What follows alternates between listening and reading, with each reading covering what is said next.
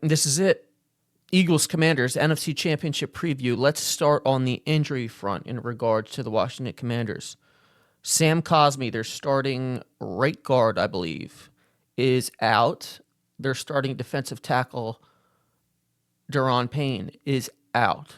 Both huge losses. The Eagles already had the advantage in the trenches. They should have an even bigger advantage. Let's start with the Eagles. Jalen Hurts. We know he got wrapped up on a sack last week, landed awkwardly. He's good to go. Now, how much mobility will he have? We don't know. We'll find out tomorrow. Hopefully, he's as close to 100% as possible. Dallas Goedert, I believe, will play. Cam Jurgens, I don't even remember Cam Jurgens getting injured during the game last week. They must have kept it under wraps. He is, I believe, questionable with a back injury, so we'll see if he plays tomorrow, but I expect him to play. So things should be all good there. Let's talk about the Commanders. I mean, when you talk about the Commanders, it all starts with Jaden Daniels. Probably, for my money and most people's, the best rookie quarterback in NFL history. Now, that doesn't mean he'll go on to be the best quarterback in NFL history and his, stock will keep going up. We saw this last year with C.J. Stroud, albeit C.J. Stroud wasn't as good as Jaden Daniels. Now, what makes him so good? When I watch Jaden Daniels, it's not like he's this isn't to, sell him short, but it's not like I'm watching prime Aaron Rodgers where he's out there making all these amazing throws, escaping pressure, this, that. The thing that makes him special is his processing speed, which is great for any quarterback, let alone a rookie quarterback. He's very quick to go from, wide receiver number 1 to 2 to 3, go through his progressions. Not there, take the check down, take off and run. When he runs, the first 2 times the Eagles played him, not only did they not contain him, they're probably going to have to put a spy on him. Maybe Zach Bond, I don't know. Nolan Smith, maybe, I don't know. Not only did they let him run, they practically ushered him with a red carpet to the first down marker. He's a scrawny guy. I'm not saying, lay him out, give him a dirty hit, but hit him hard. Make him regret running. That's something that just pissed me off the first 2 times they played. I mean, he converted multiple long third downs. He's great at converting 4th downs. We all know their 4th down conversion rate is unsustainably high, but they've done it throughout this season. It's something like 80% or more, I believe. I think I read somewhere it was like 21 for 23. Someone correct me if I'm wrong. Anyway, that's the type of thing that regresses. Not to say that it's luck, but it won't last forever. Now the question is it going to regress this week? Is it going to regress, God forbid, next week if they advance? Or is it going to regress next year? So we'll have to see. But the only advantage I see the Commanders have is the quarterback, and the Eagles are just so much better everywhere else. So let's start off with the Eagles. We take a look at them last week, and honestly, you could look at it, both ways. They left a bunch of plays on the field. They didn't play well. The passing game was pathetic. Hurts got sacked way too many times. He took that egregious safety. We all talked about that. But they also could and should have probably won by 21 points. A.J. Brown dropped that ball at the 1-yard line. Probably doesn't drop that ball if it's not snowing.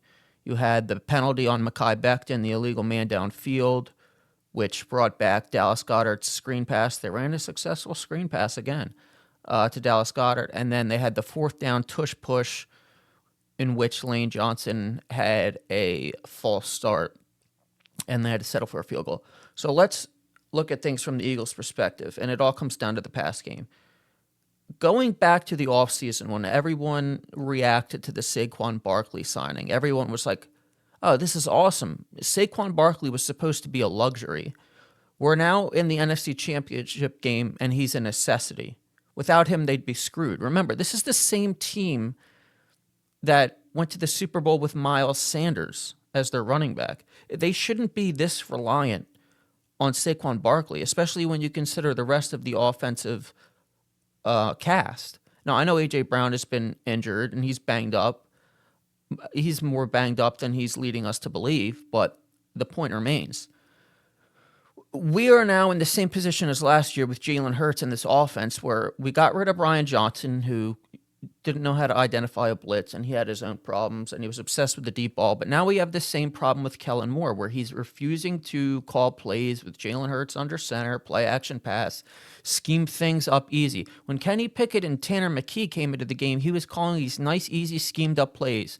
Then the starter comes back in. Then this isn't, exclusive to the Eagles. A lot of dumb coaches do this, where they get in their bag when it comes to the backup QBs coming in because they want to make it as easy as they possibly can on them.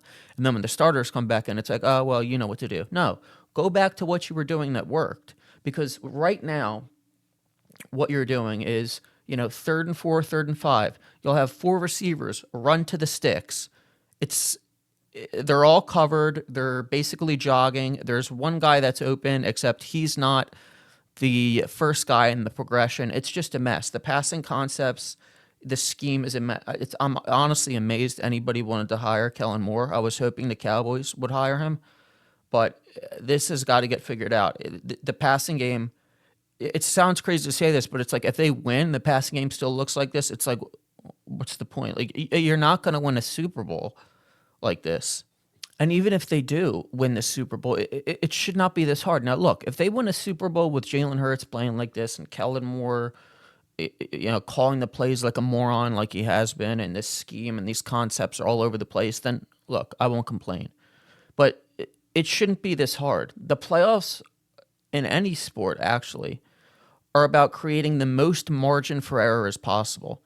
And right now, with the way that they are operating in the pass game, they have very little margin for error. They've got to be, you saw it the past 2 weeks, Saquon Barkley has got to go nuclear for them to win. Now, granted, like I said previously in the video, they probably should have won by more. But the point remains that the passing game has not been up to par, and it needs to be better. There's no excuse. The worst thing that could happen next to losing is that we go into this offseason again with the same talking points as last year. Why does the offense look like this? Why are there like 4 guys in the same spot? Why do they refuse to run this? Why do they refuse to run play action? Whose decision is it to run this? Is it Nick Sirianni's? Is it Jalen Hurts? Oh, it's Jalen Hurts because he can't run a high-level offense. Well, he ran a high-level offense in 2022. Like, I'm just sick of these debates. I would rather them, like, if they have to lose with Jalen playing like shit, and everyone can be like, okay, he hasn't played good enough. But this whole thing where they like kick themselves in the foot, shoot themselves in the foot, stick their foot up their, do whatever, okay, and just constantly sabotage themselves with this stupidity, this insanity, because they keep doing it over and over again. That is the worst way you can lose. If you get outplayed, so be it. But losing because every 3rd and 4 and 3rd and 5 you're running the same dumb plays that the defense knows is coming is just unacceptable. So the Eagles should win this game. They're favored by 6.5. They're just such a more talented team. A rookie quarterback has never gone on. I don't think a rookie quarterback might have went to the Super Bowl. A rookie quarterback has never won the Super Bowl. Again, correct me if I'm wrong. All I know is the Commanders have no business being on the field.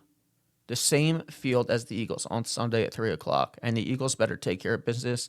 And it's not about style points with Jalen Hurts. It's not about being able to say, my quarterback is better than yours. It's about being able to live up to your potential. And right now, the passing game for 2 weeks in a row has not lived up to their potential. I'll give you the excuse last week because of the weather. There's zero excuse this week. If Jalen can't move as well, adjust. No more snaps out of the pistol and just standing there in the pocket like a statue. You've got to get creative. If I have to watch Josh Harris get on that stage in Lincoln Financial Field and raise that NFC Championship trophy, then I don't know if I will ever mentally recover from that. So hopefully the Eagles win. I'll talk to you on Monday after the game. We'll talk about what we saw. And we'll go from there. But for now, go Eagles. We'll see what happens.